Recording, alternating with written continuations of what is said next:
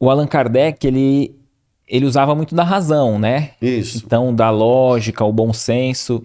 Talvez é aí que alguns cientistas pecam, porque, vamos supor, a ciência, por ser uma ciência materialista, ela quer analisar o palpável, né? E tem muito ensino que talvez eu imagino que nós, na condição de encarnado, ainda num estágio no início, né? Provas e expiações no início. A gente ainda não tem aparelho que possa sondar com comprovações materiais, né? O que os espíritos vêm nos trazer, né? Porque muitas vezes os espíritos nos trazem ensinos que a gente tem que acreditar e compreender através de uma lógica, de um bom senso, olhando o quadro no geral. Será que é aí que os cientistas pequem de querer comprovar de forma material o que ainda está numa matéria que a gente não pode captar? Então, primeiro a gente tem que deixar bem claro assim, a ciência ela não é materialista. Quem é materialista é cientistas, os cientistas. Entendi. Então, a ciência ela é neutra, ela está aqui para pesquisar, ela está aqui para descobrir, desvendar, investigar, pesquisar. Então, o cientista que ele é honesto consigo mesmo, né? No sentido de não tem interesses nisso. Sim. Não tem interesses. Porque às vezes a gente tem interesses, e hoje mais a ciência hoje ela é movida por muitos interesses, porque os interesses têm recursos financeiros, então tem muita coisa aí a ser desvendada nesse sentido. Então eu vejo o seguinte, já é hora de investigar. Por que a gente tem hoje, quando se fala, por exemplo, Estados Unidos, que é um país adiantado, hoje a gente tem dezenas de universidades lá, de faculdade de medicina, que tem na cadeira acadêmica a matéria ciência e espiritualidade. Eu já conversei pessoalmente uma vez com o professor Milton Teixeira, e ele estava falando para mim que uma vez ele estava na Universidade de Toulon, nos Estados Unidos, e falou que os professores de história, eles tinham uma investigação com espíritos lá, de fazer perguntas para espíritos, porque lá nos Estados Unidos, isso não é tratado da alçada da religião, tanto é que você tem os investigadores psíquicos.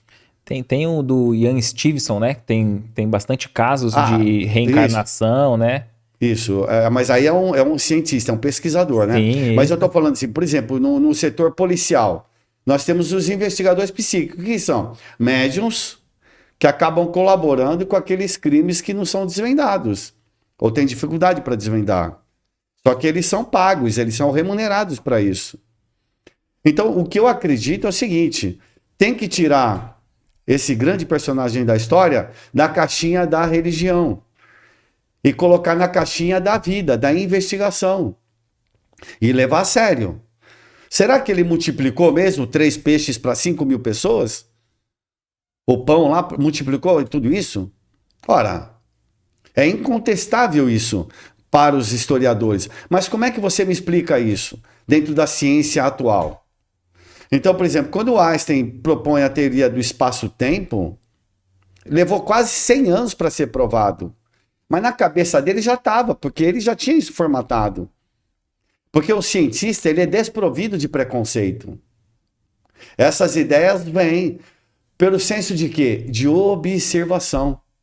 De observação. O cientista, ele é um observador. Ele analisa, ele investiga. Ele não coloca as ideias dele. Porque quando eu passo a colocar a minha ideia, eu já estou acabando com a minha pesquisa. Porque você deve observar diante dos fatos que se apresentam. Foi o que aconteceu com a doutrina espírita. Se o senhor Allan Kardec ele tivesse ideias preconcebidas, com toda certeza não ia dar certo. E ele abordou esses casos, né, de milagres, né, na visão espírita, né?